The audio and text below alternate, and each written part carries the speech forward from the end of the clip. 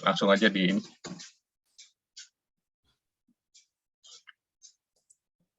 Ya, mungkin ada salah satu orang, ayo mulai aja, nggak apa-apa. Nggak usah sungkan, feel free aja. Mungkin Mbak Marlisa, kemudian Mbak Febri, dan Nalendra kali. Oke.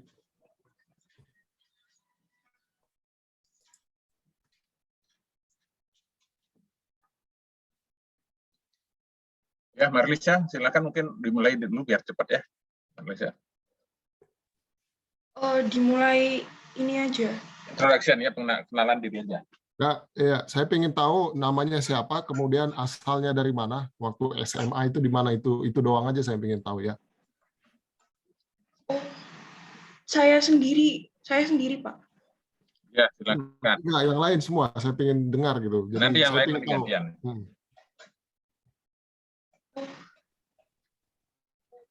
Oke, baik. Sebelum perkenalkan kami dari kelas PTKD Teknik Kimia angkatan 2021.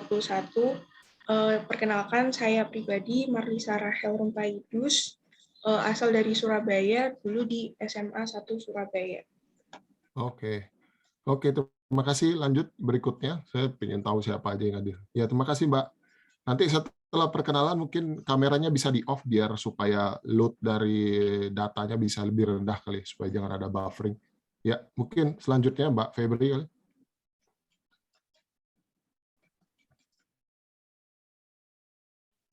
Oh iya, jadi perkenalkan nama saya Febriani Tri Fajria. Saya sekarang tahun terakhir Lumajang. Dulu saya di SMA 2 Lumajang. Oke, terima kasih.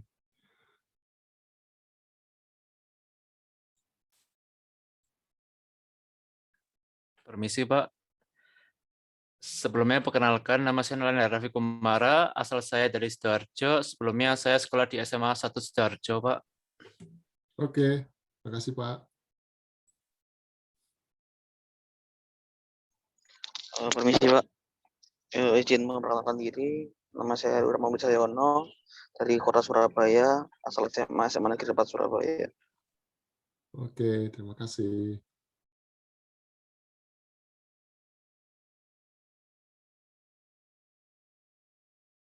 Izin masuk, izin memperkenalkan diri. Saya Ramadita Putra Purnomo dari Nganjuk, dulu SMA di SMA 1 Kertosono. Terima kasih, Pak. Ya, saya suka pecel Nganjuk.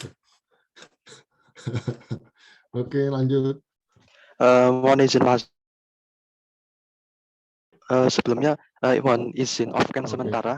Perkenalkan, saya Davakin Video, asal dari Kota Mojokerto, berasal dari SMA Kota Mojokerto, Pak. Matur nuwun. Ya, nuwun.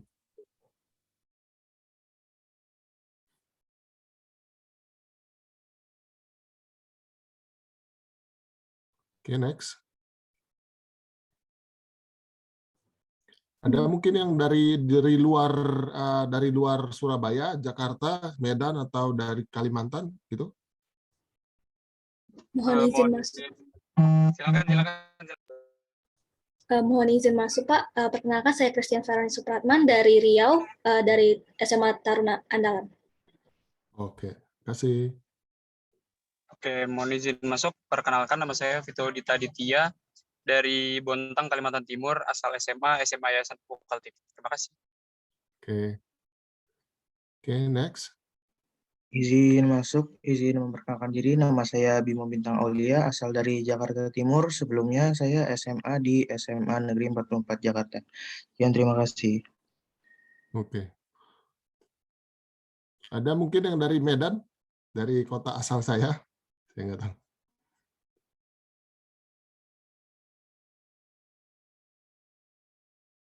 Nggak ada ya? Oke, kita mulai aja kali ya. Cuma saya ingin tahu aja overall dari mana aja. Oke, saya mau share screen ini. Saya bisa share screen ya, Prof ya? Oke, silakan Pak, sudah saya gini.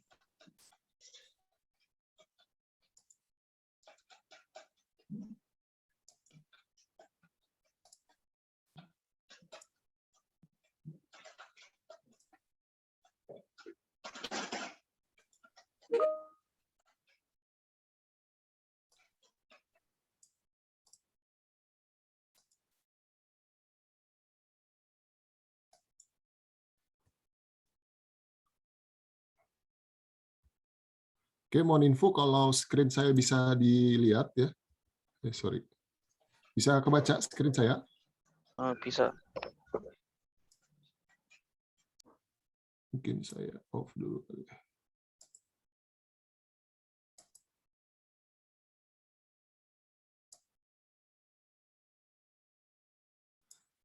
Oke, selamat pagi semuanya. Saya sangat senang bisa melakukan membawakan presentasi ini untuk kuliah umum perkenalan teknik kimia. Perkenalkan sekali lagi, nama saya Rastel Sitinjak, ya. Saya angkatan 2005, and then atau disebut dengan K45. Saya lulus di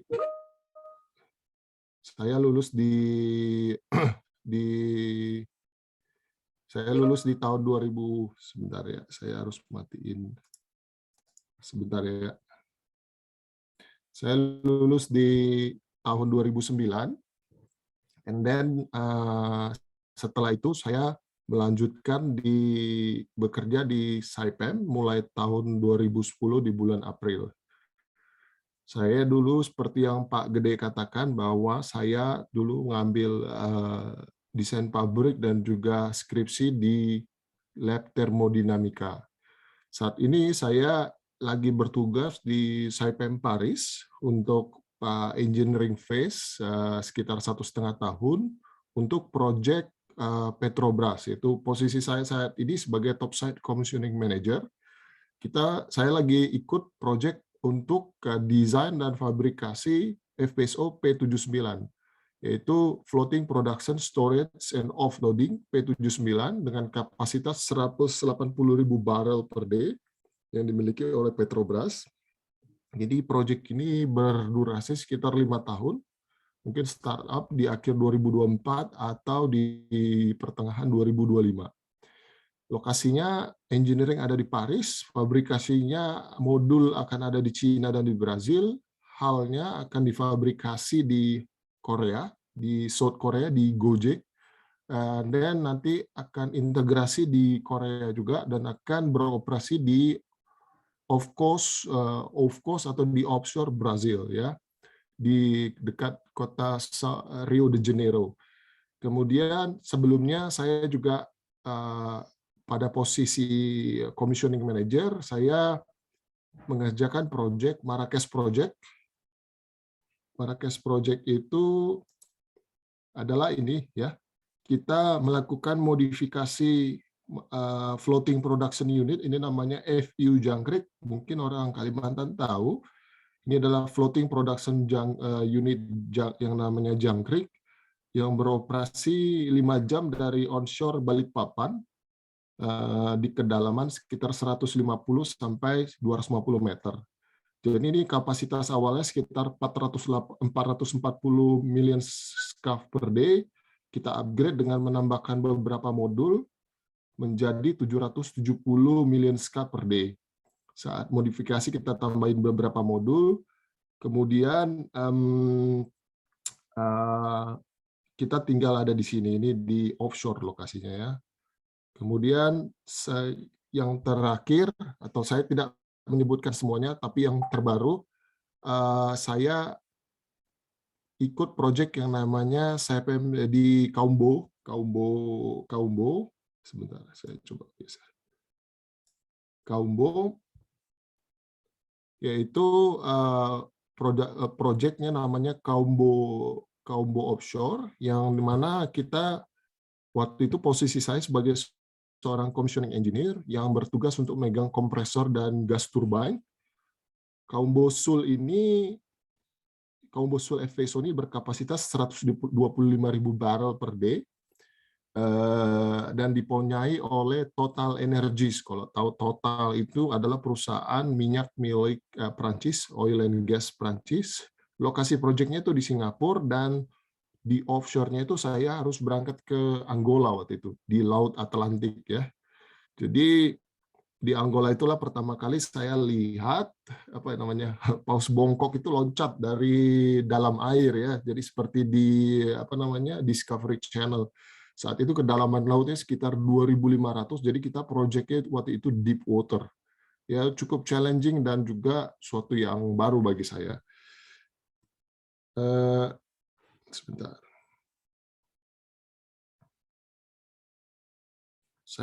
Ini foto saya waktu ngerjain Kaumbo. Ini kedalaman lautnya sekitar 2.500 meter. Ini adalah modul gas turbine. Ini adalah gas kompresor. Ini flare tower. Di depannya nanti ada turret. Ini turretnya.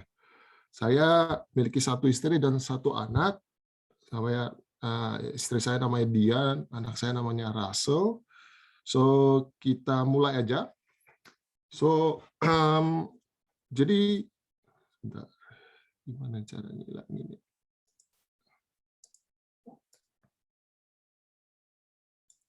Oke.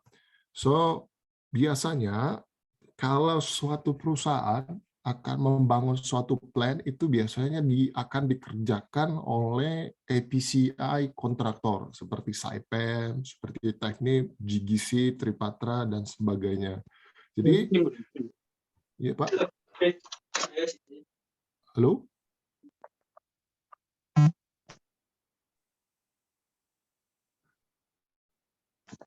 Oke, saya lanjutin ya. Sebentar.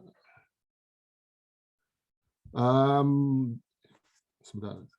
Jadi biasanya ketika suatu perusahaan oil and gas itu akan membangun sebuah proses plan ataupun offshore plan, biasanya dia akan memberikan tender ini kepada kontraktor seperti Saipem, Teknip, GGC dan juga Tripatra.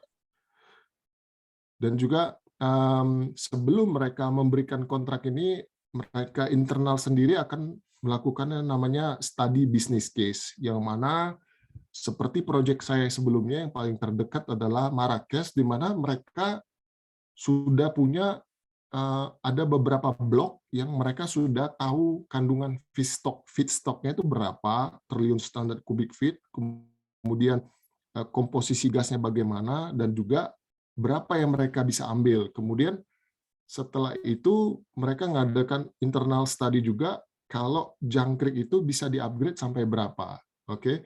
Setelah mereka melakukan pre-FEED, kalau boleh saya bilang, kemudian mereka untuk estimasi cost yang lebih akurat, mereka akan mengadakan yang namanya FEED, yaitu end engineering design atau disebut FEED, yang mana desain ini akan sedikit lebih didetailkan supaya nanti cost estimate-nya bisa akurat, yaitu plus minus 10% kalau ada margin. Jadi mereka kalau mengadakan lump sum tender, mereka tinggal nambahin beberapa persen allowance untuk mengcover the whole process. Kira-kira gitu. Setelah FEED dilaksanakan, kemudian ada tender namanya EPCI tender, kemudian di EPCI itu akan misalnya salah satu kontraktor dipilih akan mulai melakukan proses yang namanya engineering detail design, procurement, di mana melakukan technical bid evaluation, tendering, purchase request, PO, purchase order, dan expediting. Kemudian melakukan construction dan installation, fabrication atau erection, dan selanjutnya akan dilakukan pre-commissioning, visual inspection, static de-energization test, seperti pressure testing, melakukan commissioning, startup activities, dan juga ujung akhirnya adalah melakukan handover dari proyek tersebut kepada owner. Nanti saya akan lebih menekankan peran teknik kimia pada proses desain dan juga proses commissioning. Kita masuk dulu yang ke slide berikutnya, yaitu overall work process plan design. Jadi saya di sini ingin menjelaskan peran teknik kimia dalam proses desain dan secara garis besar gimana sih orang itu mendesain suatu plan, kira-kira gitu ya. Mulai tadi dari business case dan fit yang telah saya jelaskan sebelumnya. Setelah itu seorang proses engineer akan melakukan proses simulation. Proses simulationnya mungkin udah ada, akan dia lebih detailkan di FEED dan di EPCI. setelah dia detailkan menggunakan ASP.NET ataupun software yang sama, dia akan menghasilkan yang namanya proses flow diagram dan juga heat and material balance.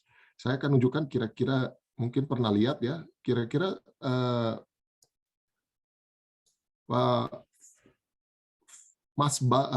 heat and material balance itu kira-kira seperti ini, dan ini akan berkorelasi dengan yang namanya PFD, yaitu proses flow diagram.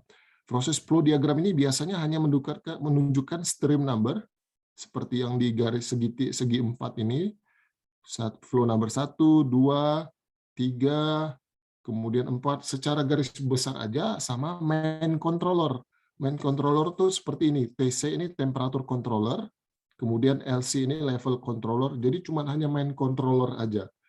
Setelah flow diagram dan heat and material balance ini keluar, kemudian mulailah departemen engineering yang lain dapat bekerja. Sementara itu, proses engineer akan juga terus bekerja untuk melakukan proses equipment sizing.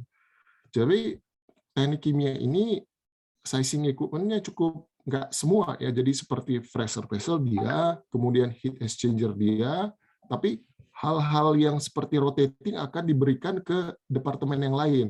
Jadi setelah proses equipment sizing sedang berlangsung, proses desain juga akan dilakukan oleh mechanical engineering department.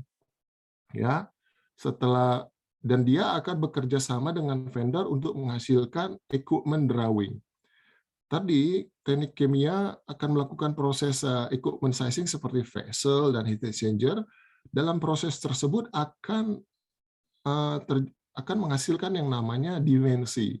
Dimensi equipment ini akan diberikan kepada plant engineering department atau piping engineer untuk melakukan layout, ya. Sama seperti halnya dengan equipment drawing yang didapatkan oleh vendor. Ini akan diberikan input kepada plan design untuk melakukan layout. Dan juga layout ini biasanya kan ada hazardous material yang dihandle, ada kemudian juga ada hazardous location. Jadi untuk penentuan lokasi equipment ini akan juga dipengaruhi oleh keputusan atau aspek yang studi yang akan dilakukan oleh loss prevention engineering team. Mereka akan menentukan jarak lokasi antara satu equipment ke equipment yang lain berdasarkan studi safety mereka.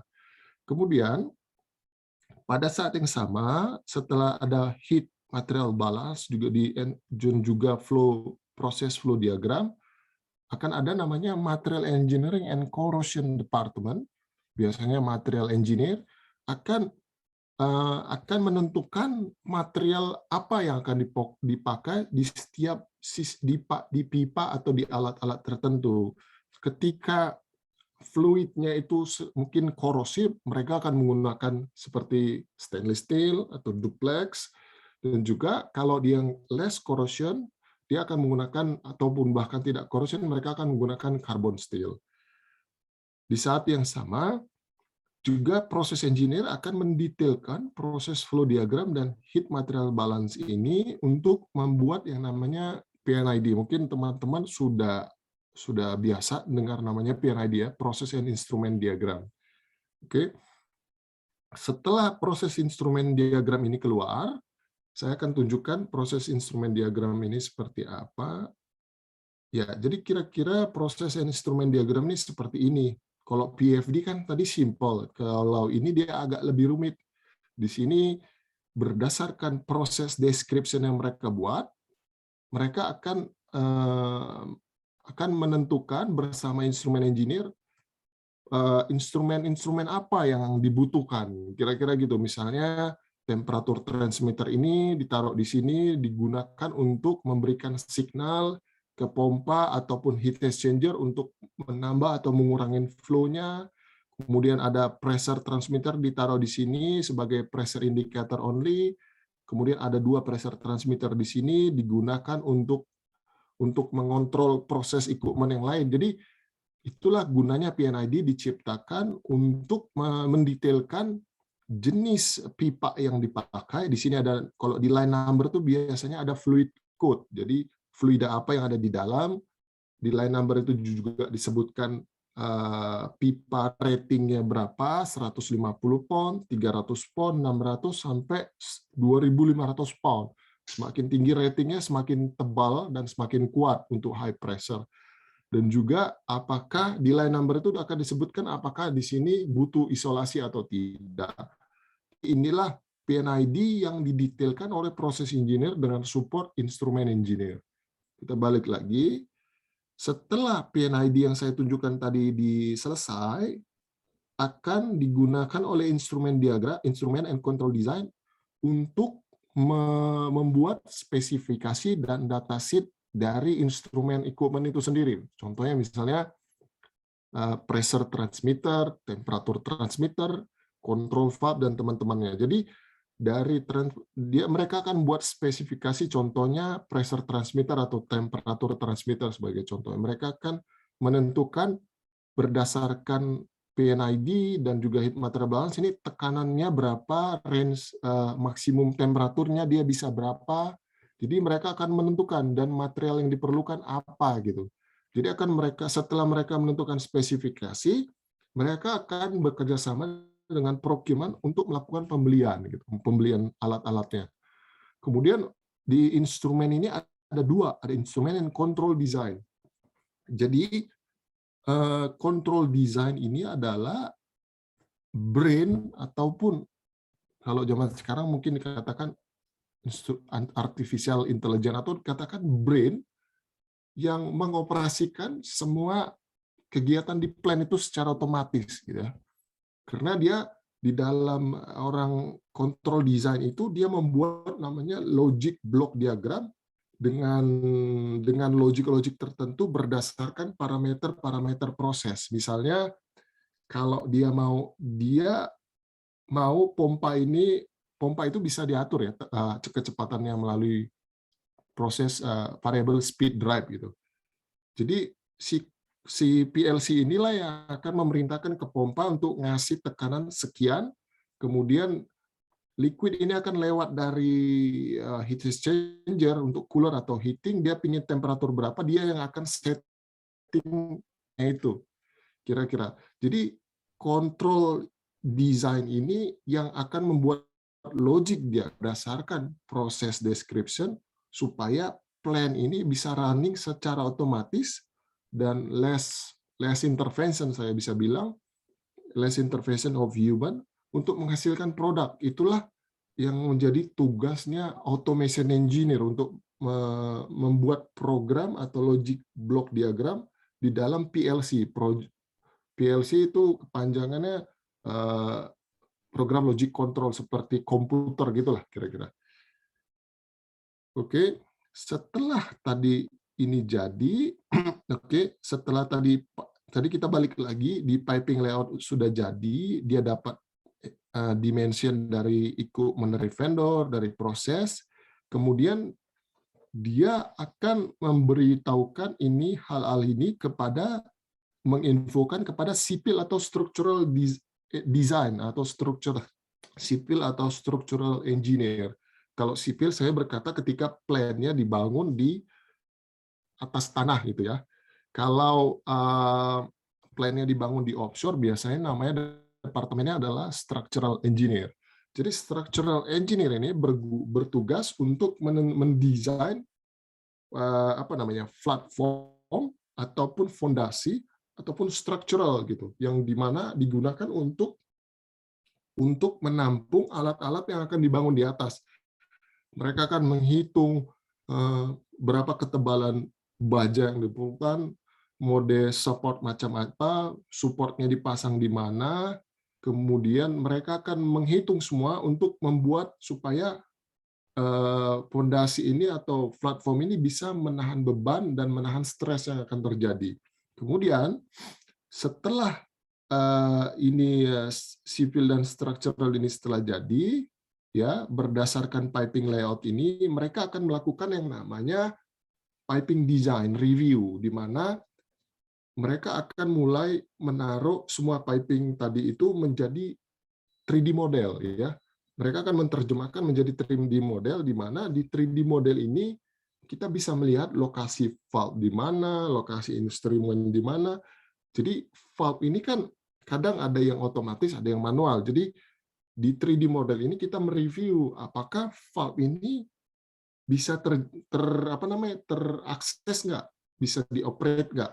Kalau nggak bisa, mungkin posisinya diturunkan atau dikasih tangga. Kita tahu ini hanya melalui 3D model. Terkadang dilihat juga apakah terjadi clash gitu antara pipa yang satu atau pipa yang lain. Jadi 3D model ini digunakan untuk ngecek apakah ada clash, accessibility, dan operability. Operability itu maksudnya bisa dioperate nggak. Kemudian posisi handle dari valve-nya jangan membentur kepada lantai, kira-kira gitu. Jadi posisinya akan dipengaruhi juga. Setelah 3D model ini jadi, ada software yang dapat digunakan untuk diekstrak yang namanya piping MTO. Dari sini akan keluar yang namanya kebutuhan piping, kebutuhan materialnya apa. Jadi setelah piping MTO ini keluar, mereka akan memberikan kepada procurement untuk melakukan pembelian material berdasarkan request dari engineer. Oke. Setelah semua ini jadi, untuk nge-running sebuah plan itu akan dibutuhkan yang namanya electrical ya atau power. Power itu digunakan untuk memberikan tenaga supaya equipment bisa jalan, kira-kira gitu. Jadi electrical design ini akan membuat load list. Jadi misalnya pompa kebutuhan powernya berapa, instrumen berapa, kontrol berapa, heater berapa. Jadi mereka berdasarkan load list ini, mereka akan mendesain yang namanya gas turbine, kebutuhan power berapa. Kemudian mereka akan memberitahu kepada mechanical engineer untuk membeli turbine sekian, kira-kira gitu. Dan mereka juga akan bekerja sama dengan piping layout untuk menentukan routing dari kabel itu sendiri, ya. Jadi akan bekerja sama plan layout untuk memastikan kabel routing itu tidak clash dengan pipa, dengan hal yang lain. Jadi inilah secara general proses dari overall work process yang ada di APCI ketika desain ya. Kemudian kita masuk ke sorry. Ada yang mau ditanyakan? Oke, kita lanjut ke proses sebentar. Kita lanjut ke tadi kan APCI ya, engineering, kemudian kita udah bicara tadi desainnya, sekarang kita berbicara procurement. Tadi ketika sebelumnya saya bilang biasanya setiap departemen seperti instrumen dan piping akan meminta ke procurement untuk membelikan mereka barang yang dibutuhkan untuk plan tersebut, baik itu instrumen, electrical, dan juga piping material take-off. Di awal project, biasanya procurement akan melakukan planning. Di planning itu dia akan menentukan organisasi, siapa bosnya, siapa leadernya, koordinator, dan buyer. Buyer itu yang bertugas untuk membeli pressure vessel siapa, yang bertugas untuk membeli equipment heat exchanger siapa, package ini siapa. Jadi mereka melakukan planning gitu ya, organization, planning, dan prosedurnya. Setelah mereka melakukan planning, kemudian nanti requirement definition ini adalah yaitu si package engineer akan memberikan kepada procurement barang apa, detail apa yang mau dia beli. Tolong procurement belikan saya, carikan saya barang temperatur transmitter jenis ini, speknya ini. Setelah itu, requirement definition-nya telah di-define. Setelah itu, procurement akan melakukan tendering. Tendering itu fase di sini, yaitu mereka akan menginvite vendor seperti Rossmann, Emerson, Yokogawa untuk melakukan quotation. Dengan spesifikasi yang ini, dia akan memberikan kepada vendor untuk melakukan quotation atau proposal. Jadi setelah proposal diterima, ya, baru akan dilakukan namanya evaluation dan selection. Evaluation selection ini dalam arti procurement akan kerjasama sama package engineer yang terkait, baik itu electrical instrument. Mereka akan mengevaluasi setiap pilihan yang diberikan. Gitu. Misalnya mungkin yang lain bisa di mute dulu kali.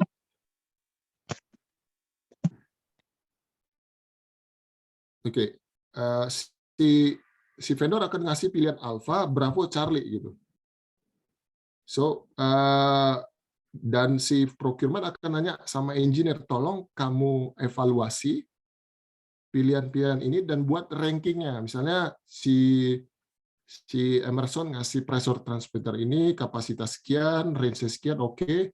Nanti si engineer akan tetapkan pilihan satu ini masih bisa diterima, tapi dari segi ranking nomor 1 masih bisa terima ranking nomor 2 dan 3. Nanti si procurement akan melakukan evaluasi, as long as itu bisa diterima, nanti akan dia melakukan procurement requirement gitu. Mungkin dari ada cost juga, dari macam-macam lah.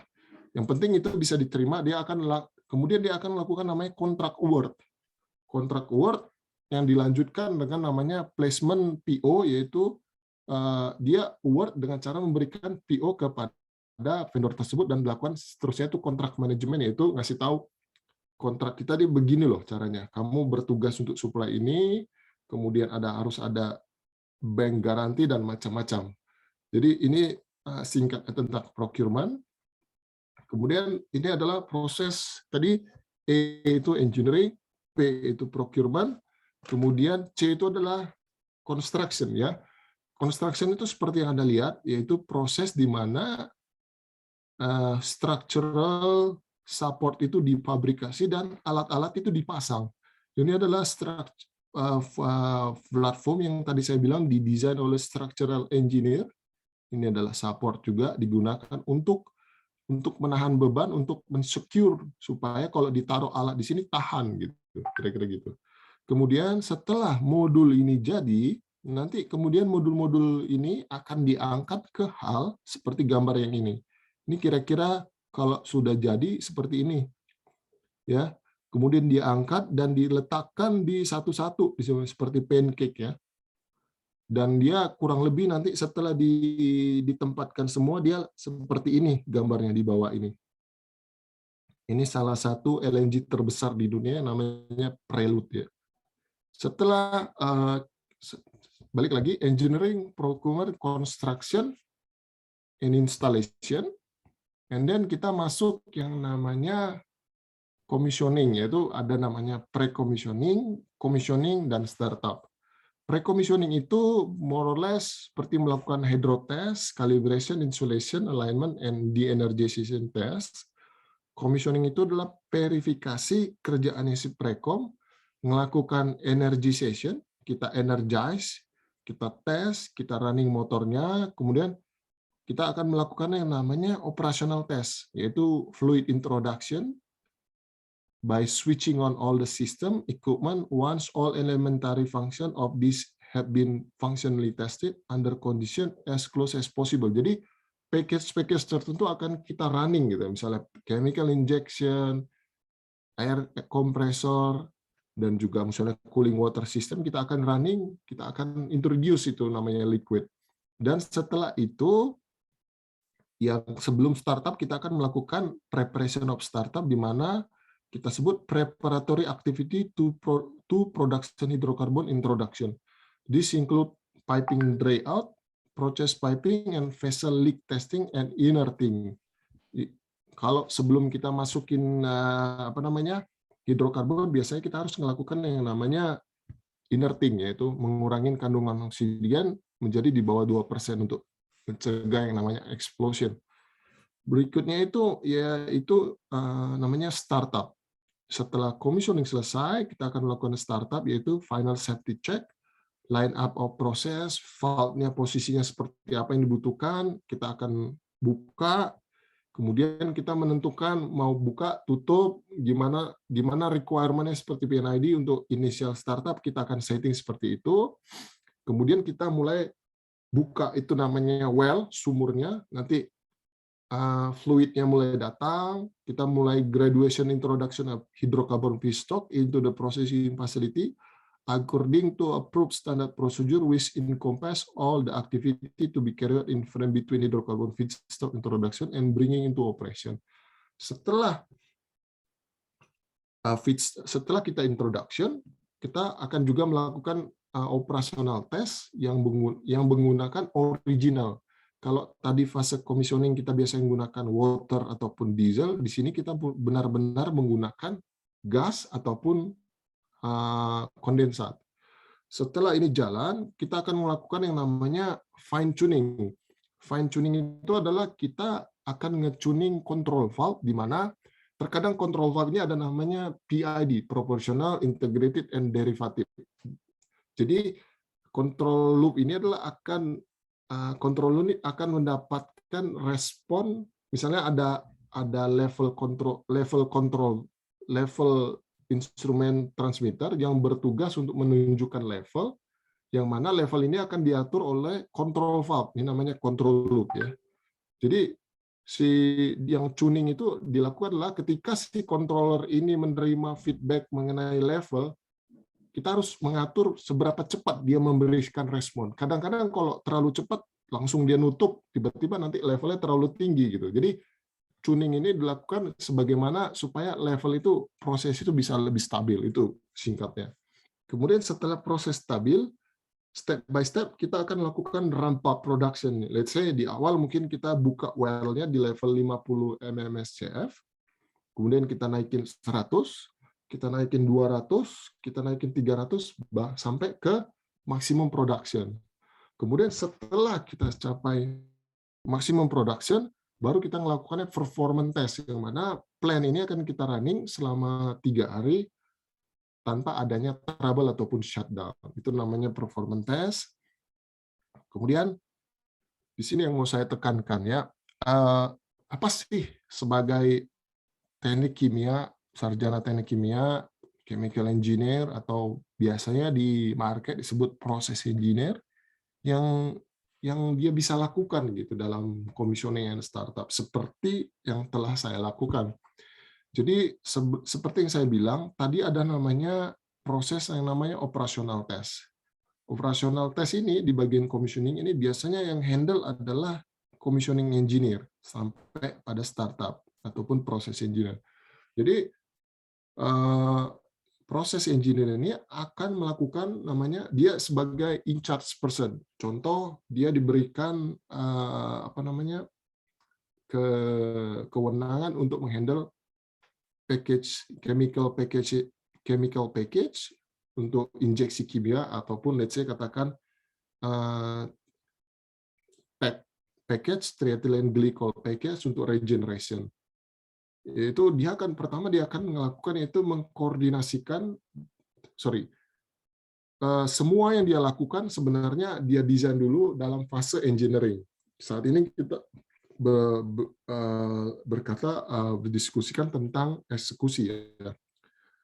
Itu dia akan pertama, sebelum jauh dari dalam fase engineering, dia akan mempersiapkan prosedur ya yang akan digunakan pada fase LPCI.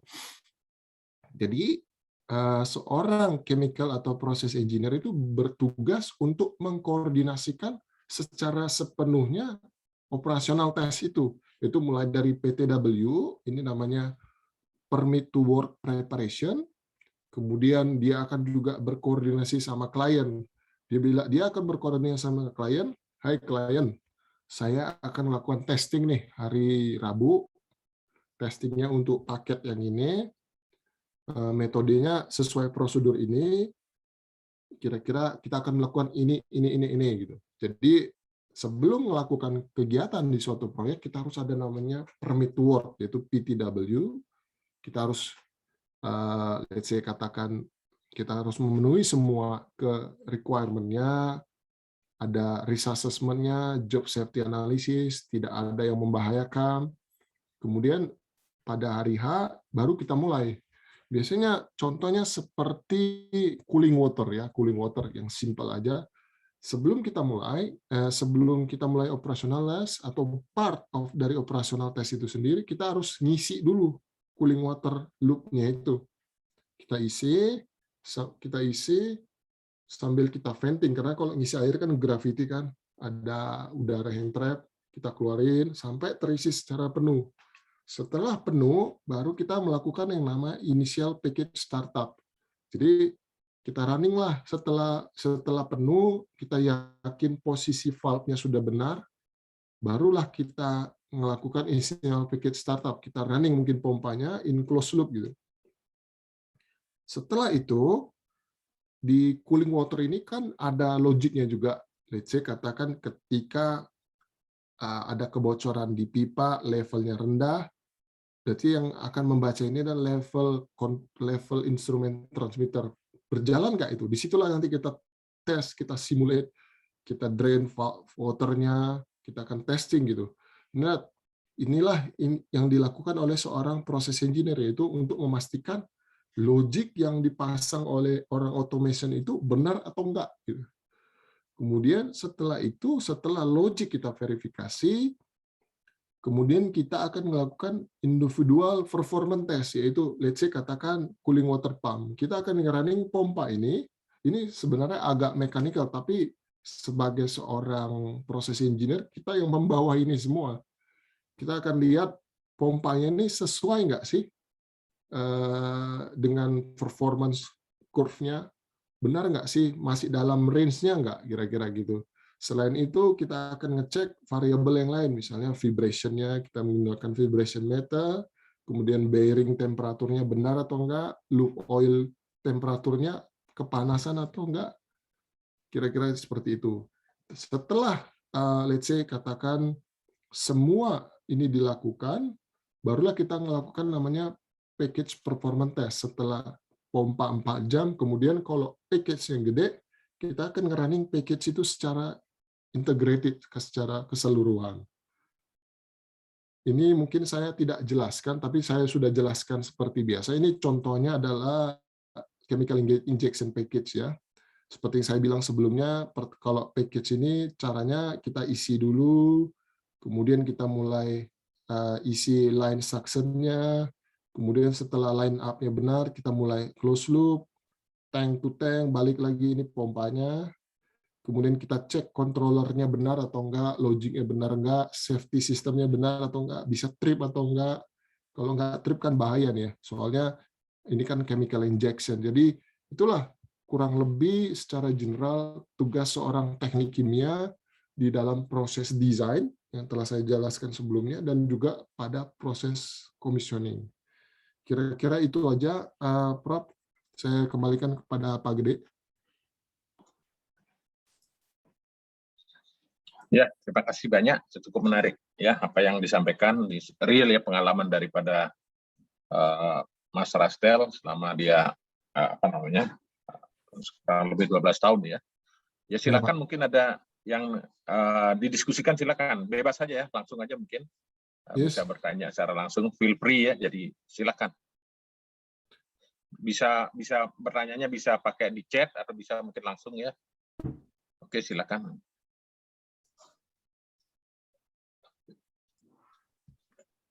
Ya, ini saya lihat sudah ada yang bertanya. Mungkin. Oke, izin bertanya. Ini dari Revina. Untuk proses engineer sendiri, bagaimana menggunakan interlock pada DCS, control system? Oke, interlock ini adalah, boleh saya jawab langsung ya, Prof? Ya, silakan langsung aja. Oke, interlock ini dipasang untuk beberapa scheme. Biasanya gini, interlock itu dipasang untuk supaya tidak terjadi kesalahan. Interlock itu sendiri ada dua, interlock by logic dan juga by by manual. Kita mulai dari yang manual. Biasanya di PSP ya, misalnya saya kasih contoh kali, nantilah saya. Di PSP PNID itu biasanya ada tulisannya interlock gitu. Jadi tidak semua PSP isolation valve, misalnya seal 3 ada 3 PSP, tidak semua dibuka gitu. Jadi hanya bisa dibuka 2, jadi 1 interlock. Kalau mau buka itu di valve-nya itu ada kunci, jadi kayak puzzle. Jadi kamu ambil dari sini, kamu pindahin ke sini, yang ini yang dapat dari A, kamu pindahin ke valve B, baru valve B baru kamu bisa buka. Jadi itulah interlock manual. Jadi kamu digunakan untuk mencegah terjadinya kesalahan proses. Itu interlock manual, biasanya dipasang pada valve. Kalau interlock logic, biasanya gini. Kalau interlock, misalnya gini, suatu level, let's say, biasanya untuk mencegah terjadinya gas, let's say, gini, ada introduction gas ya dari well, ini misalnya dari riser ke piping top side.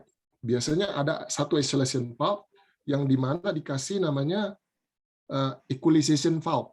Equalization valve itu adalah valve-nya misalnya 2 inci, ini valve-nya sekitar 20 inci.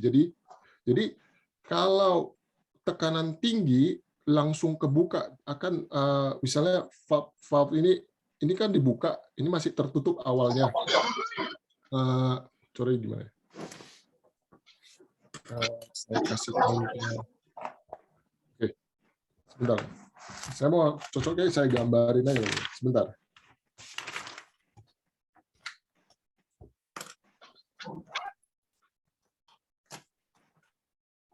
Sebentar saya kasih itu ya.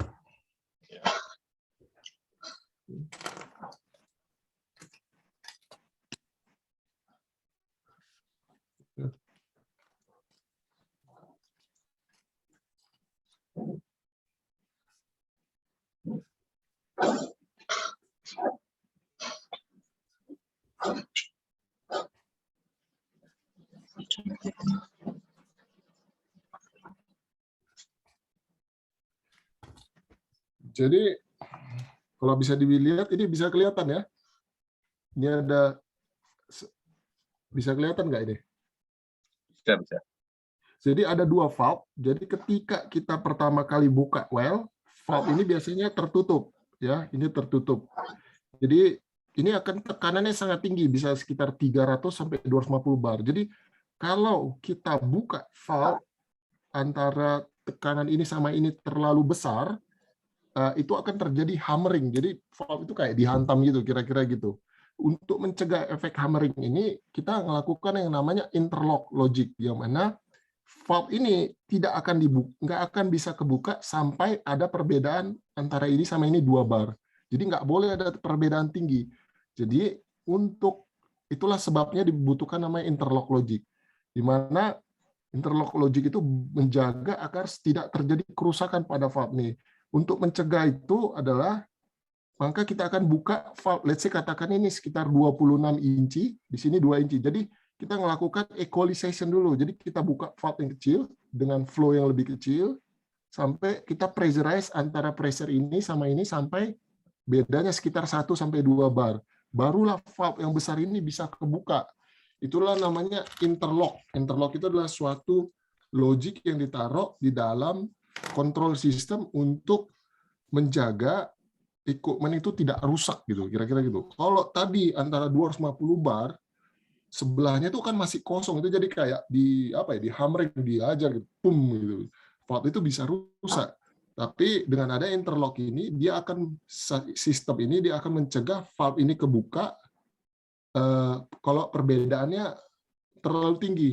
Valve ini akan otomatis kebuka kalau perbedaan antara upstream downstreamnya maksimum 2 atau less than 2 gitu.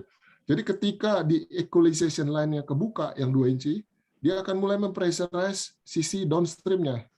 Sampai pressure-nya udah mulai mendekati less than 2 bar, yang besar akan kebuka, yang kecil akan tertutup. Disitulah gas mulai masuk. Itulah namanya interlock itu sendiri ya. Kira-kira itu. Ya, silakan. Ini sudah cukup ya penjelasannya. Ya, silakan mungkin yang lain yang sedang tugas akhir juga yang berkaitan dengan ini. Ada yang gas ya juga. Silakan bisa ini. Bisa bertanya aja karena gimana ya? Saya let's say saya starting dari bawah, jadi saya cukup tahu karena saya juga hands-on gitu. Jadi saya bisa menjawab secara lebih praktikal gitu, dan juga bisa teori.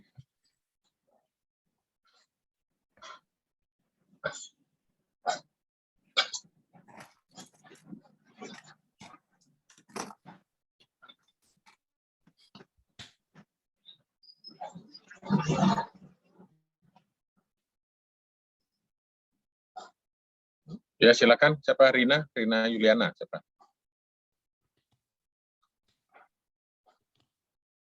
Oh, bisa bertanya yang lain juga, terserah apa aja bisa ditanya. Bisa gimana sih kalau kerja di APCI ataupun kerja di tempat lain juga nggak apa-apa, saya bisa jelasin.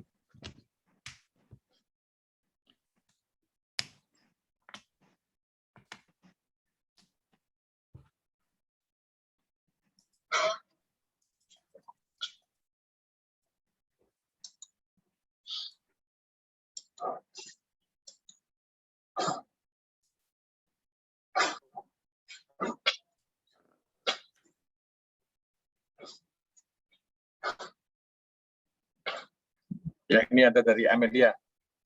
Transferan dari Amelia. Bentar, saya buat. Yes, Prof. Sebentar ya.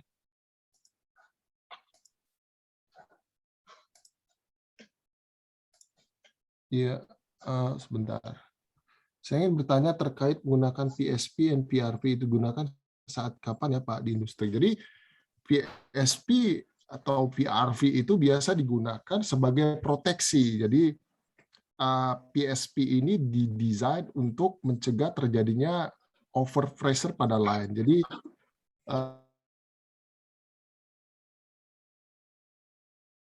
gitu ya. Jadi dia berguna jika ada sesuatu kesalahan, misalnya di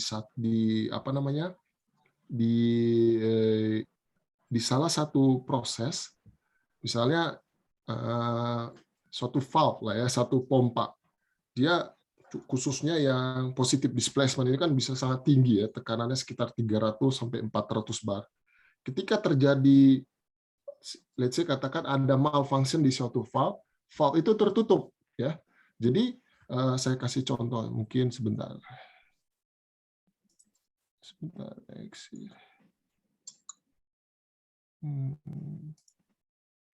Sebentar ya, sebentar.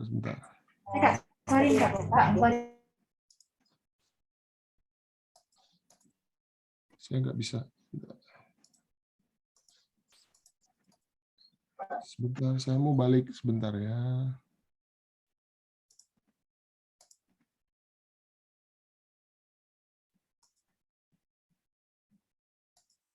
Sebentar, saya mau balik ke yang tadi, nggak bisa ya.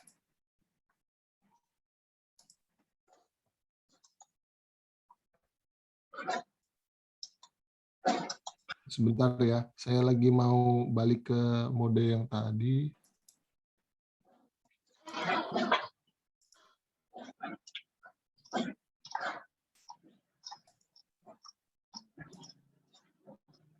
Atau saya mau share screen aja.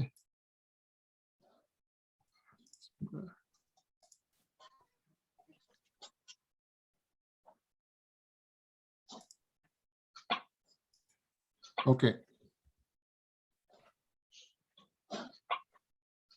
Bisa kelihatan ya? Bisa kelihatan. Oke. Ini adalah contohnya lokasi PSP ya. Ya. PSP ini dipasang di sini untuk let's say terjadi blok di sini ya. Misalnya ada terjadi tiba-tiba ada valve di sini ketutup, jadi terjadi build up pressure, sedangkan di sini terus kebuka valve-nya. Jadi PSP ini digunakan untuk memproteksi sistem ini untuk mencegah terjadi over pressure ya. Jadi PSP ini akan set point-nya akan ada slightly di atas maximum operating pressure. Let's say desain PSP itu biasanya sekitar let's say sesuai dengan desain pressure. Oke. maksimum operating pressure itu biasanya 95% dari design pressure. Jadi ketika terjadi build up untuk mencegah piping crack atau rusak pada instrumen yang terpasang ini, dia biasanya akan pop up duluan, akan kebuka duluan. Dia akan dia akan ngerilis ke flare. Jadi dia akan rilis terus ke flare sampai pressure-nya itu lebih rendah. Kalau setelah lebih rendah, dia akan nutup kembali gitu. Sampai yang penyebab tertutupnya itu diatasin ataupun terjadi shutdown, ya kira-kira gitu. Jadi biasanya proses sistem itu ada beberapa barrier, ya namanya shutdown system, sama yang proteksi terakhir itu adalah PSP. Shutdown system ini bekerja melalui safety logic system, yang mana safety logic misalnya di depan, misalnya di upstream sini ada pompa, ya. Dari safety system ini akan membaca tekanan yang terbuild up. Dia akan membuat alarm. Jadi operating system itu ada normal pressure and normal temperature, low alarm high, alarm high. Jadi high ada high, demikian juga low ada low. Jadi ketika alarm high, dia udah mulai ngasih alarm nih ke operator DCS yang memantau di depan.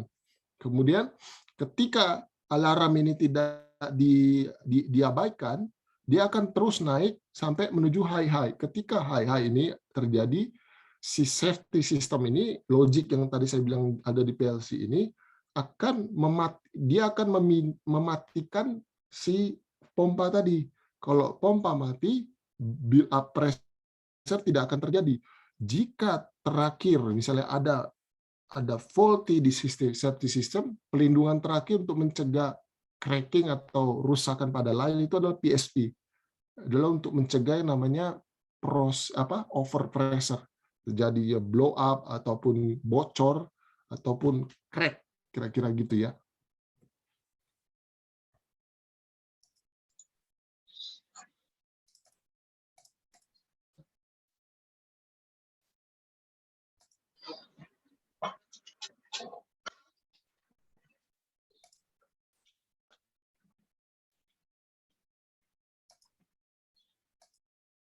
Ya, gimana, cukup bisa kira itu ya penjelasannya. Ada dari Riu Rahman, mungkin ada pertanyaan.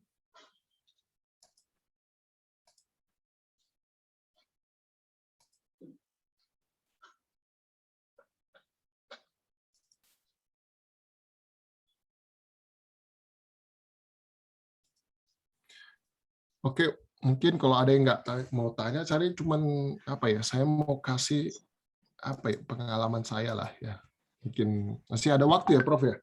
Ya, masih. Ini ada yang tanya ya, pengalaman Bapak dari awal sebelum kelulusan hingga sudah bekerja, dan apa sekiranya perlu untuk lebih diperhatikan diperhatikan pengalaman proses tersebut. Terima kasih dari Riu Rahman. Iya, terima kasih pertanyaannya. Jadi saya mau bicara jujur ya. 2 tahun pertama saya kuliah itu saya agak malas-malasan kalau bilang jujur. IP saya sekitar 2,9 atau 2,8.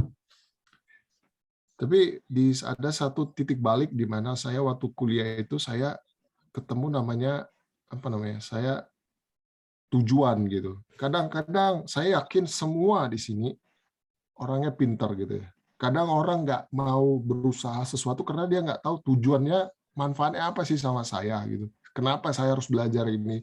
Kenapa saya harus meluangkan waktu? Kenapa saya harus mengerti gitu? Terkadang itu yang saya kurang dapatkan di awal gitu. Kemudian saya mau jadi apa gitu. Kadang-kadang kalau kita nggak tahu kita mau ngapain, tujuannya apa yang bisa kita dapatkan, kita tuh tidak ada motivasi gitu. Jadi akhirnya setelah di tengah kuliah itu jadi titik balik bagi saya di mana saya mulai rajin belajar. Dari IP saya 2,9 jadi akhirnya IP saya jadi 3,6, 3,65. Jadi disitulah titik baliknya. Karena saya yakin nggak ada orang yang bodoh. Semuanya bisa asalkan tahu tujuannya. Balik lagi, ketika Anda belajar teknik kimia, mungkin Anda belajar ini, kenapa sih harus belajar matematika rekayasa ini, integral lipat 2, lipat 3, dilipat-lipat, gitu. Kemudian kenapa sih harus belajar termodinamika? Tanya sama Pak Gede. Ini apa sih titik koma ini, banyak banget ini pangkatnya, ini azeotrop dan macam-macam ya. Jadi, tapi at the end, apa ya, setelah kita masuk kerja, kita tuh baru tahu semua yang memang nggak semua tergantung bidang kita, tapi itu semua ada gunanya karena segala sesuatu itu ada kalkulasinya behind. Dan itulah tujuan formula tadi ada digunakan untuk mendesain itu. Mungkin lebih akan dioptimalkan sama vendor, dikoreksi sedikit gitu karena mereka kan yang lebih sering melakukan riset dan teknologi. Tapi paling tidak kita udah menyentuh 90 sampai 95%. Dan saya bilang cintailah apa yang ada di depan Anda, mulai dari matematika rekayasa, semua dicintain aja. At the end itu akan ada gunanya gitu. Mungkin kita malas, ngapain saya harus belajar ini gitu. Kenapa sih gitu? Mau Anda jadi apapun, kalau sekarang Anda sudah kecemplung di kuliah, ya udah dicintain aja, dikerjain, disukain. Menurut saya seperti itu. Karena at the end ketika Anda lulus, Anda bisa pilih. Anda mau jadi entrepreneur, silakan. Anda mau jadi pegawai di bank, silakan. Paling tidak, walaupun Anda jadi pegawai di bank, Anda paling tidak tahu how to calculate. Karena di bank juga nanti untuk memprediksi kalkulasi ekonomi juga butuh perhitungan. Paling tidak kalau Anda nanti misalnya jadi analis kredit, Anda pergi ke pabrik, waktu orang pabriknya mau minta kredit, Anda bisa tahu, apa sih Pak prosesnya? Kira-kira itu. Jadi, someday in your life, definitely you will, definitely you will need what you learn in the past. So you have to love what you are doing and try to understand it. Doing it with passion and love, it will make you easier ya. Kalau Anda sesuatu mencintai, Anda suka gitu ya. Mencintainya itu kata kerja ya, bukan otomatis. Jadi lupakan yang namanya myth atau apa ya, pepatah-pepatah. Cinta itu ada kata kerja, jadi harus kamu cintai gitu. Jadi cintain apa? Semua mata pelajaran cintai. Mau jadi pun apapun Anda nanti kelak, itu urusan belakangan. Anda yang memilih hidup Anda gitu. Karena Anda nggak tahu nanti bagaimana gitu. Kemudian penting juga soft skill. Jadi Anda harus belajar berinteraksi sama orang gitu. Banyak orang pintar nggak bisa berinteraksi. Bawaannya jutek, ngomongnya judes, akhirnya nggak kemana-mana. Karena yang ngangkat kita itu teman kita, atasan kita. Jadi interpersonal skill itu penting gitu. Kemudian yang berikutnya adalah saya bisa bilang saya mungkin agak sedikit yang lain ya. Bertemanlah sama orang yang pergaulan yang baik ya, karena pergaulan yang buruk itu akan gampang banget meracuni kamu karena ya ke pergaulan yang buruk itu merusak kebiasaan yang baik. Jadi bertemanlah sama orang-orang yang baik gitu. Kalau kamu lihat nggak baik ya nggak usah ditemenin gitu. Karena at the end sayang banget ketika kamu harus hang out sama wrong crowd gitu. Pergaulan yang salah, hidup kamu bisa hancur karena kebiasaan mereka akan kamu adopsi gitu. Dan standar kamu akan ngikutin standar mereka.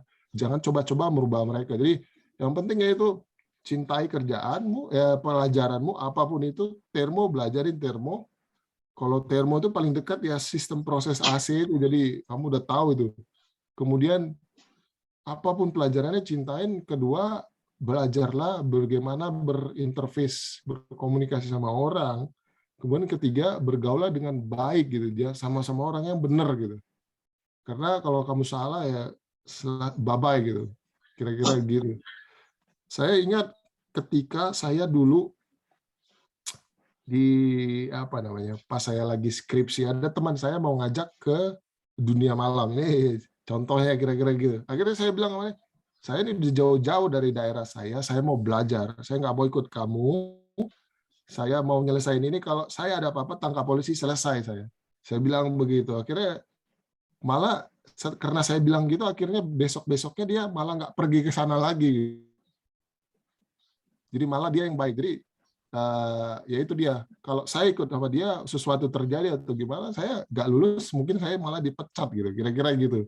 So itu aja ya, itu sedikit ke arah psikologi. Dan mau jadi apapun Anda, nggak usah khawatir mengenai rezeki ya, ataupun pendapatan ya.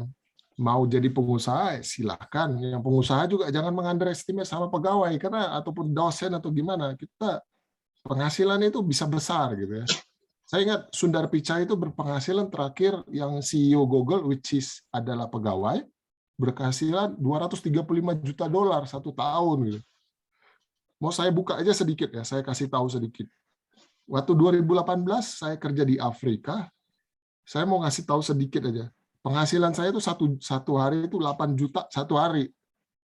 Saya cuma ngasih tahu sedikit gitu. Jadi mau jadi apapun Anda, jangan khawatir masalah keuangan gitu ya. Maksud saya, karena apapun yang akan kamu tekunin, orang lain akan bayar kamu. Entah kamu jadi pengusaha, jadi bank, jadi bankir, apapun. When you do something, do it to the max.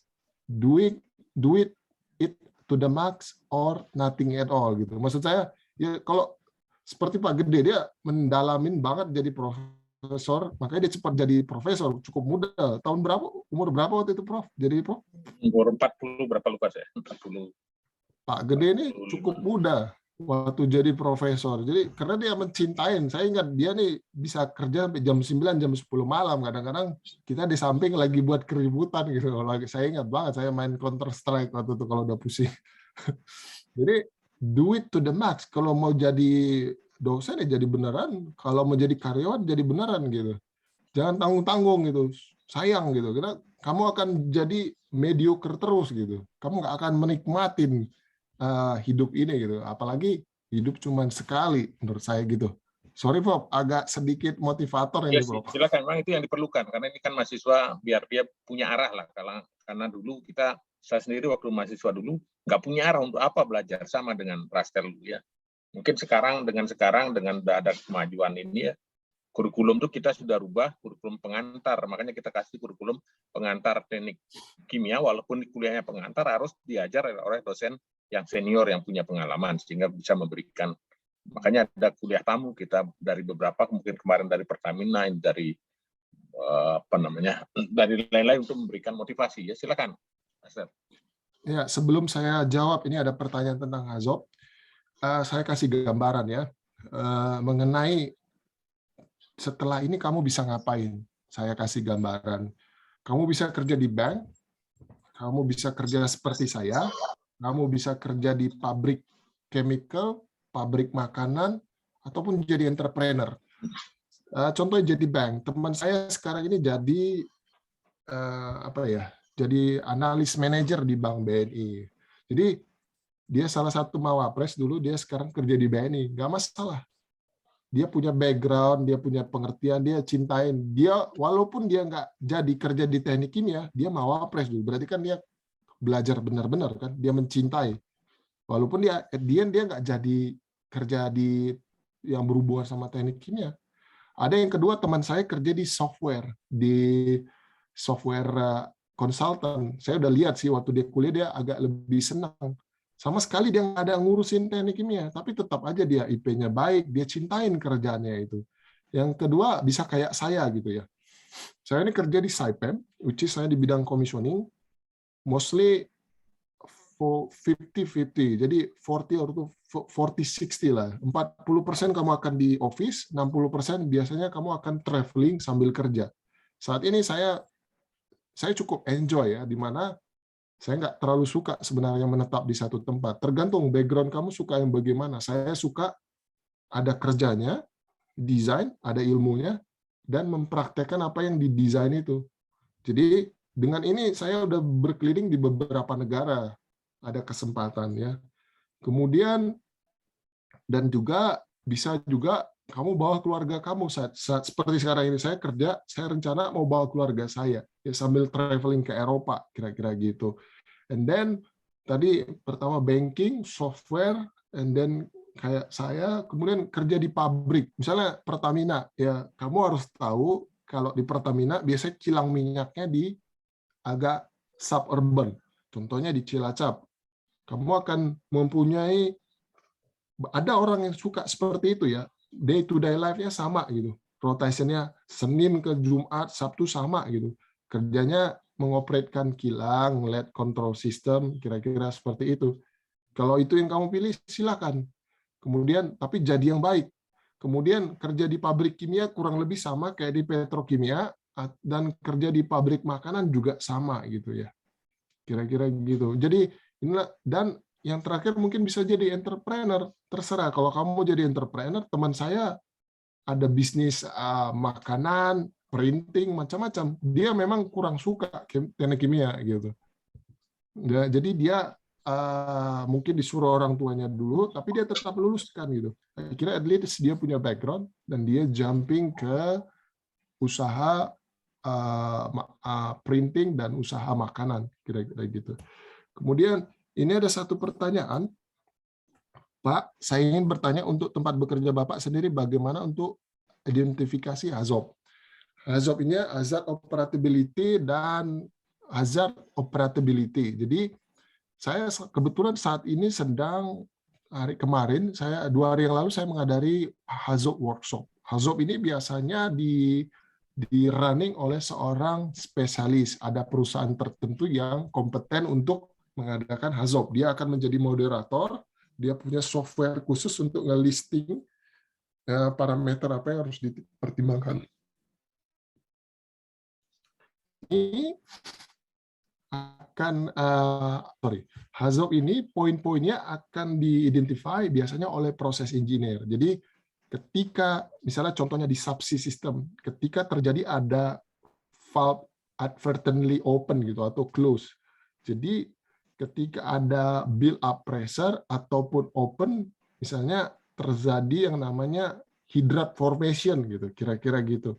Jadi kalau ada kesalahan pada alat ini akan menyebabkan konsekuensinya ini, hydrate formation terbentuk, apa impact-nya? Kalau impact-nya misalnya loss of production, misalnya ada overpressure atau kerusakan, itu identifikasinya itu oleh orang proses engineer yang memikirkan apa sih skenario problem yang bisa terjadi, baik itu di sisi subsea, which is upstream, bahkan di sisi top side processing. Jadi sekali lagi yang mengidentifikasi adalah proses engineer dengan kemungkinan resiko yang terjadi dan akan menghasilkan rekomendasi. Rekomendasi ini misalnya harus dipasang ini, tekanannya harus dijaga sekian, harus dilakukan ini. Ini kalau bisa diimplementasikan di desain, bagus, tapi kalau tidak akan ditaruh di dalam prosedur, diinkludkan di prosedur supaya hal yang worst case ini jangan sampai terjadi, kira-kira gitu.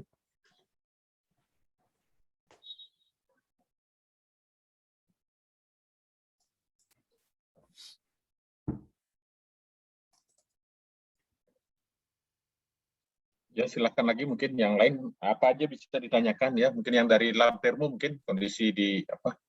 Aldren ada ya. Silakan.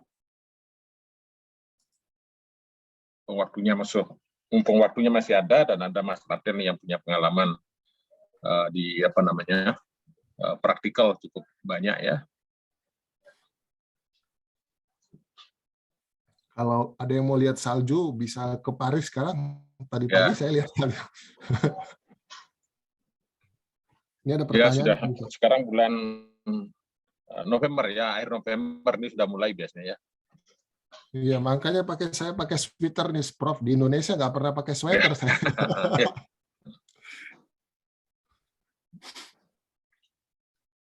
Suhunya berapa sekarang di sana? Tadi 1 drop sama 0. 1 sama 0 ya. Kadang bisa -1 juga, -2.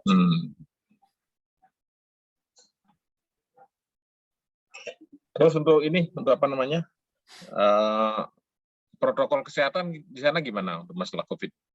Oke, so saya kalau di Eropa ini waktu saya buat visa, jadi yang kebetulan yang diterima hanya vaksin yang dari Europe, Prof, dan Amerika. Jadi seperti Pfizer, Moderna, AstraZeneca, Johnson & Johnson, Jadi cuman vaksin ini yang diperbolehkan. Orang yang divaksin dengan ini yang boleh masuk ke Eropa.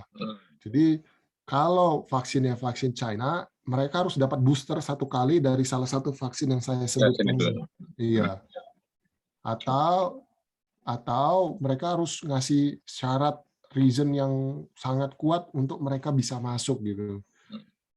Dan juga disertain PCR negatif lah ketika mereka sampai gitu. Ada karantina kan? Saya di sini nggak ada karantina, Prof. Jadi karena saya sudah divaksin dan saya juga sebelum datang saya udah PCR negatif, saya nggak di karantina. Jadi. Itu PCR-nya di Indonesia apa di sana? Iya, saya di Indonesia, Prof. Di Indonesia Siloam. PCR bisa. Oke.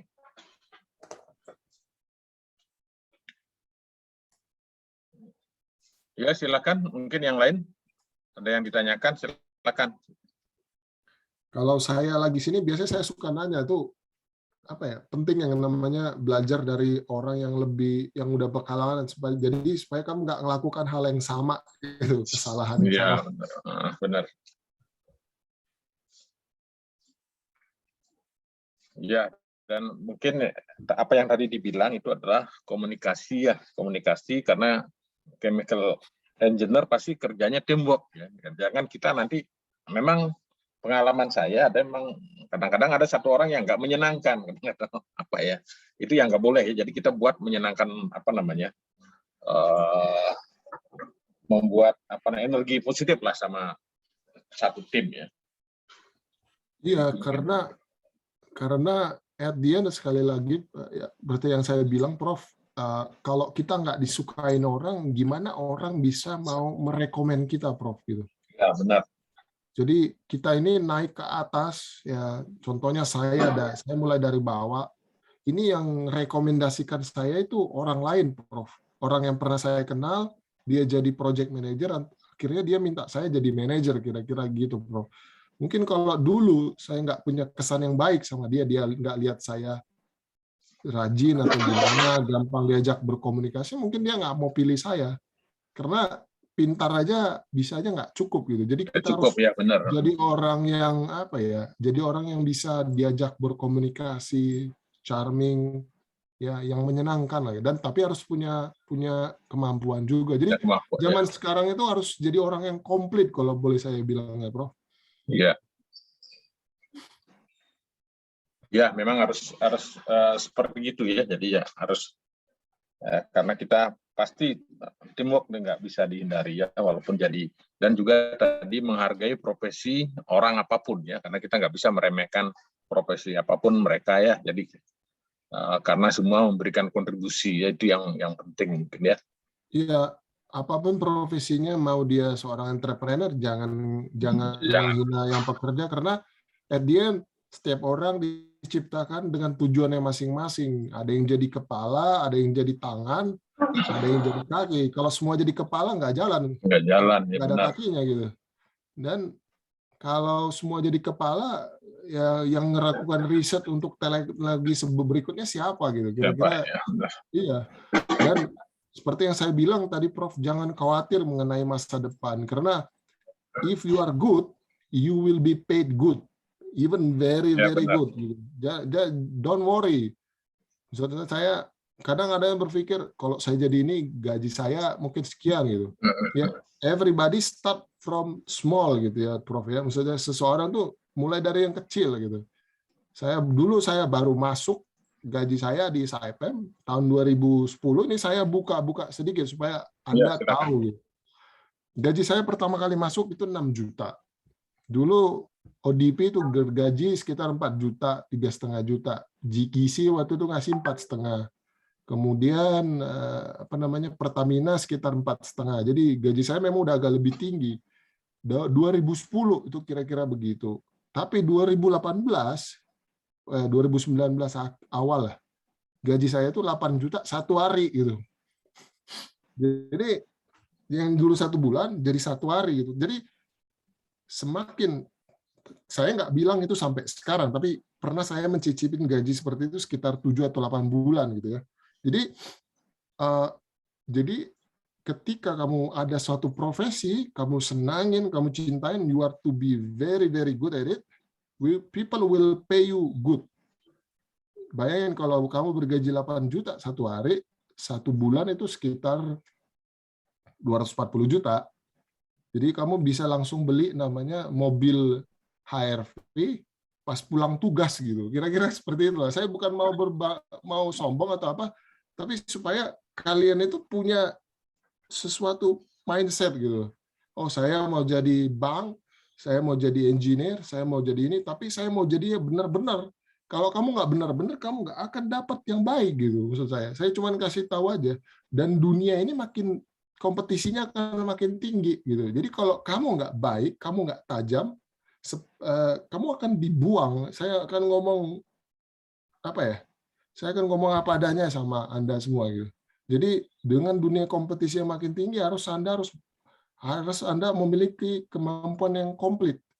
Pinter iya, bergaul iya, cerdas iya, cerdik iya, sehat iya, semua ya kira-kira gitu ya, Prof. Ya benar, ya. Memang kita sekarang mungkin Indonesia sudah agak berubah sekarang, sudah itu spesialis mungkin ya. Kalau dulu kan orang masih inginnya jadi pejabat, jadi itu sekarang sudah spesialis pun, karena dunia spesialis dulu banyak ditinggalkan sama, ya sekarang sudah mulai banyak yang nekuni bidang-bidang tertentu mungkin yang bisa dia spesialis ya, jadi commissioning engineer aja sudah bisa keliling biasanya kan ya. Iya, Prof. Jadi begitulah dunia. Jadi setelah Anda lulus dari dunia itu, kuliah itu, dunia itu luas. Oke, kita balik lagi nih, ada pertanyaan. Di tempat Bapak bekerja,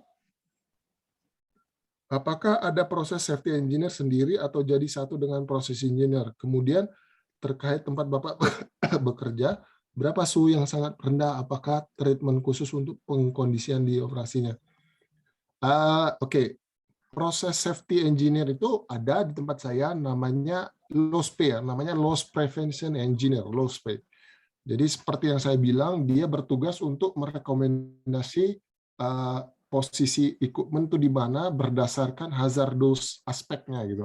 Kalau dia terjadi ledakan, dia tidak mempengaruhi yang lain, ataupun posisi flare gitu. Kira-kira tingginya harus berapa, posisinya di mana. Jadi kalau ada angin, gasnya ataupun apinya itu tidak sampai ke alat gitu, kira-kira gitu. Dan dia berdiri sendiri, tidak digabung dengan proses engineer. Jadi di dua departemen yang berbeda, ini loss prevention engineer, ini proses engineer. Tapi mostly orang yang bekerja di dua departemen ini adalah lulusan teknik kimia dua-duanya. Oke. Kemudian terkait tempat Bapak bekerja berada pada suhu yang sangat rendah. Oke, saya bekerja yang paling jauh waktu itu di Angola tahun 2019 awal. 2020 ini saya ke Balikpapan untuk Project Jangkrik. So mostly ini dua negara tropical menurut saya. Jadi hanya dua musim. So suhunya nggak pernah rendah. Suhunya sekitar 25, 28, 29. Jadi mostly kayak suhu Surabaya. Tapi kalau suhunya rendah, sekarang perusahaan saya ada project di Arctic LNG. Ya, di Arktik itu bisa sampai minus 40. Sebentar, saya mau ambil minum.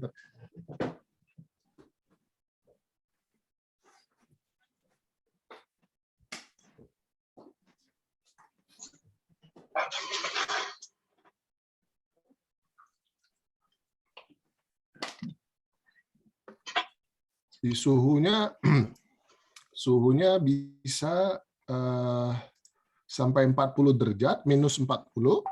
Jadi kemungkinan banyak proses sistem itu, proses fluida itu akan membeku. Jadi mereka mengantisipasinya dengan cara menaruh yang namanya isolation. Isolation di pipa itu untuk mencegah pendinginan di pipa. Dan di dalam isolation itu sendiri mereka taruh namanya steam tracing dan juga heat tracing. Jadi kayak heater gitu ya. Jadi dia berbentuk kabel, dililitin, ditaruh di situ untuk menjaga dia supaya jangan terlalu dingin, dan sebagai heater, pemanas kira-kira gitu. Kalau nggak, fluidanya beku ya nggak ngalir, seperti cooling water kan nggak bisa. Dan ada cara tertentu mereka taruh chemical supaya titik bekunya itu lebih tinggi lagi, seperti mobil-mobil di Eropa ini, cooling sistemnya ditaruh bahan khusus supaya tidak membeku waktu musim winter ya, kira-kira begitu.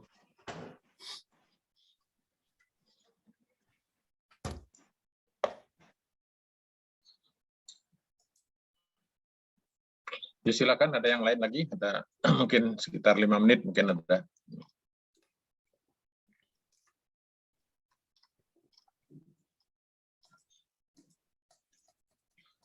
Mungkin yang sedang tugas akhir, mungkin yang ini dari lab Vermu, mungkin ada yang ditanyakan, silakan. Siapa yang sedang tugas akhir, siapa yang hadir di sini? Saya lihat Audrien, terus siapa lagi ya?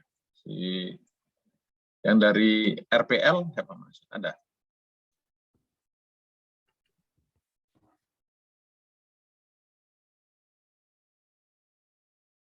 Atau dari mahasiswa? Dava biasanya, Dava yang banyak gini. Dava gimana Dava?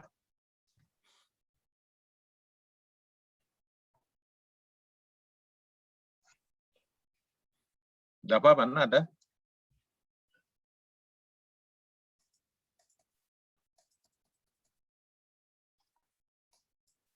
Febri sudah lagi.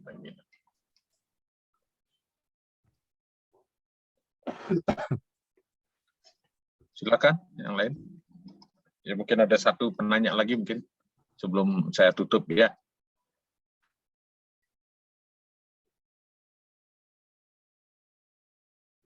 Ada message lagi satu.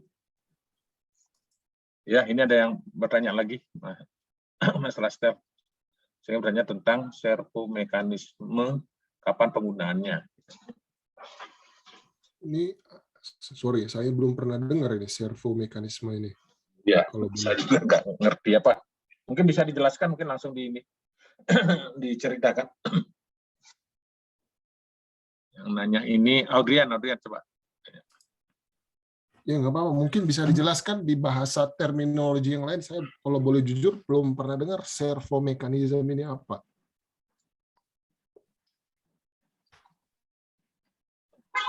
Silakan Audrien di ini.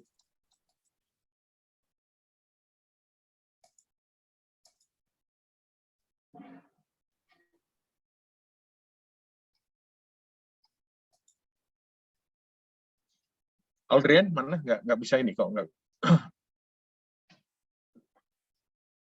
Ada lagi message. Belum bisa unmute. Oke, kena.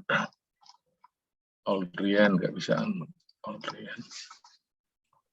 Oh, set point change. Oke. Jadi gini, set point misalnya alarm set point, normal liquid level set point, alarm high set point. Jadi kalau biasanya set point itu udah ditentukan ya berdasarkan let's say keluarnya suatu temperatur liquid proses itu dari heat exchanger untuk cooler ataupun heater itu sudah ditentukan. Jadi ada tujuan tertentu kenapa set point itu begitu gitu. Supaya sebelum masuk ke kompresor dia nggak terlalu dingin, dia juga nggak terlalu panas, gitu kira-kira gitu. Jadi ada tujuan. Kalau Anda mau ganti set point, Anda harus mempunyai alasan yang kuat karena Anda mengubah proses sistem gitu, ya. Jadi perubahan set point ini bisa tinggal dimasukin aja di PLC logic diagramnya tadi. Anda mau set point berapa, tapi itu pun harus ada engineering support gitu. Kita propose set point gini supaya tidak terjadi pembekuan. Misalnya gasnya dipanasin lebih tinggi supaya nanti ketika nge-expand gimana dia tidak terjadi freezing atau Joule-Thomson effect macam-macam. Jadi harus bisa dirubah, tapi harus ada supporting engineering reason. Nggak bisa mengubah begitu aja. Oke? Oke, saya kira waktunya sudah ya. Sebelum terima kasih banyak Mas Rastel, semoga sukses terus ya. Sebelum kita akhiri, mungkin kita ada foto bersama mungkin di sini ya. Kita coba saya cek. Boleh Pak, saya mau foto juga ini buat kenang-kenangan.